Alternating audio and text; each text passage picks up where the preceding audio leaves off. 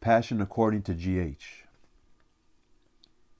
Finally, my love, I gave in, and it became a now.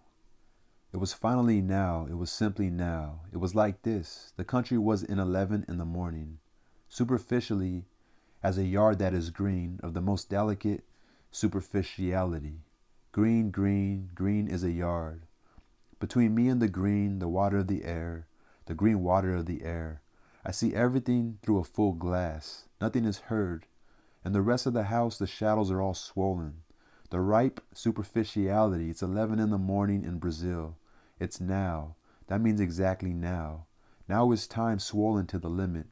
11 o'clock has no depth. 11 o'clock is full of 11 hours up to the brim of the green glass. Time trembles as a motionless balloon, the air fertilized and wheezing, until when a national anthem, the ringing of 11:30 cuts the cables of the balloon, and suddenly we will all reach noon, which will be green like now. I suddenly awoke from the unexpected green oasis where for a moment I had taken full refuge. But I was in the desert, and it isn't only at the summit of an oasis that it's now. Now is also in the desert and fully. It was right now. For the first time in my life, it was fully about now. This was the greatest brutality I had ever received. For the present has no hope, and the present has no future. The future will be exactly once again present. I was so scared that I got even quieter inside myself because it was seeming to me that I would finally have to feel. It seems I shall have to give up everything I leave behind the gates. And I knew that if I went through the gates that are always open, I would enter the heart of nature. I knew that entering is not a sin, but it's risky as dying, just as one dies without knowing where to, and that is the greatest courage of a body. Entering was only a sin because it was the damnation of my life to which I later might never be able to regress. I might have already known that beyond the gates there would be no difference between me and the roach, not in my own eyes or in the eyes of what is God. That was how I started, taking my first steps into the nothing, my first hesitant steps towards life and abandoning my life. My foot stepped into the air and I entered paradise or hell, the nucleus. I ran my hand over my forehead. With relief I was noticing that I had finally begun to sweat. Shortly before there was just that hot dryness scorching us both. Now I was beginning to moisten myself. Ah, how tired I am. My desire now would be to interrupt all of this and insert in this difficult story. My desire now would be to interrupt all of this and insert in this difficult story purely for the sake of fun and relaxation. A great anecdote I heard the other day about why a couple broke up. I know so many interesting stories, and I could also, to relax, speak of tragedy. I know tragedies. My sweat was relieving me. I looked up at the ceiling. With the play of the beams of light, the ceiling had rounded and transformed itself into something that reminded me of a vault. The vibration of the heat was like the vibration of a sung oratorio. Only my hearing part was filling. Closed mouth, canticle, sound vibrating deaf like something imprisoned and contained. Amen, amen. Canticle of thanksgiving for the murder of one being by another being. The deepest murder, the one that is a way of relating, a way of one being existing the other being, a way of seeing one another, the way of seeing one other and being one other and having one other. Murder where there is neither victim nor executioner, but a link of mutual ferocity. My primary struggle for life. Lost in the fiery hell of a canyon, a woman desperately struggles for life. I waited for that mute and imprisoned sound to pass, but the vastness inside the little room was growing. The mute oratorio was enlarging it in vibrations that reached the fissure in the ceiling. The oratorio was not a prayer. It was not asking for anything. Passions in the form of an oratorio. The roach suddenly vomited through its slit another fluffy and white spurt. The roach suddenly vomited through its slit another fluffy and white spurt. Ah, but who can I ask for help? If you too, I then thought toward a man who had been mine. If you aren't any use to me now either. Since like me you wanted to transcend life and therefore surpassed it, but now I won't be able to transcend any more. I will have to know, and will go without you, whom I tried to ask for help. Pray for me, my mother, since not transcending is a sacrifice, and transcending used to be my human effort at salvation. There was an immediate usefulness in transcending.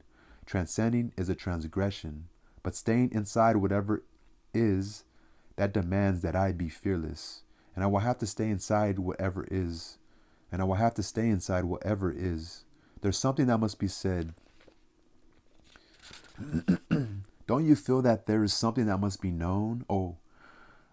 Even if I have to transcend it later, even if later the transcending is born inescapably from me like the breath of someone alive. But after what I found out, I'll accept like a breath of respiration or like a noxious vapor. No, not like a noxious vapor. I take pity on me. If the transcendence must come to me inescapably, may it be like the breath born of the mouth itself, of the mouth that exists, and out of a false mouth open on the arm or head. It was with hellish joy that as if I were going to die, I was starting to feel that my haunted step would be irremediable, and that I was little by little abandoning my human salvation. I was feeling that what is mine inside me, despite its fluffy and white matter, nevertheless had the power to explode my face of silver and beauty. Farewell, beauty of the world, beauty that now is remote to me, and that I no longer want. I'm no longer able to want beauty. Maybe I never had really wanted it, but it was so good. And I remember how the game of beauty was good. Beauty was a continuous transmutation. But with hellish relief, I bid it farewell. What comes out of the roach's belly is not transcendable. I don't want to say that it's the opposite of beauty. Opposite of beauty doesn't even make sense. What comes out of the roach is today. Blessed be the fruit of thy womb. I want the present without dressing it up with the future that redeems it, not even with the hope. Until now, what hope wanted in me was just to conjure away the present. But I want much more than that. I want to find the redemption in today and right now, in the reality that is being and not in the promise. I want to find joy in this instant. I want the God in whatever comes out of the roach's belly, even if that in my form in human terms means the worst, and in human terms the infernal. Yes, I wanted it, but at the same time I was grabbing with both hands onto the pit of my stomach. I can't. I implored of another man who also cannot and never could. I can't. I don't want to know what the thing I would now call the nothing is made of. I don't want to feel directly in my very delicate mouth the salt in the eyes of the roach, because I had been used to the sogginess of its layers and not the simple moistness of the thing. It was as I was thinking about the salt in the roach's eyes that, with the sigh of someone who was going to have to give it yet again, with the sigh of someone who was going to have to give in yet again, I realized that I was still using the old human beauty, salt. Even the beauty of salt and the beauty of tears I would have to abandon. Even that, since what I was seeing predated humanity. See, I don't know. I don't know if this has to do with like a rape victim, because she's talking about the form in human terms being the worst and in human terms infernal. But I want much more than that. I want to find the redemption in today and right now in the reality that is being, and not in the promise. I want to find joy in this instant. I want the God in whatever comes out of the roach's belly, even if that, in my form in human terms, means the worst and in human terms infernal. I was grabbing both hands onto the pit of my stomach. I can't. I implored of another man who also could not and never could. I can't. I don't want to know what the thing I would now call the nothing is made of. I don't know. This is interesting. It's like, where is the core of this idea? The passion according to GH. I don't know. I have no idea.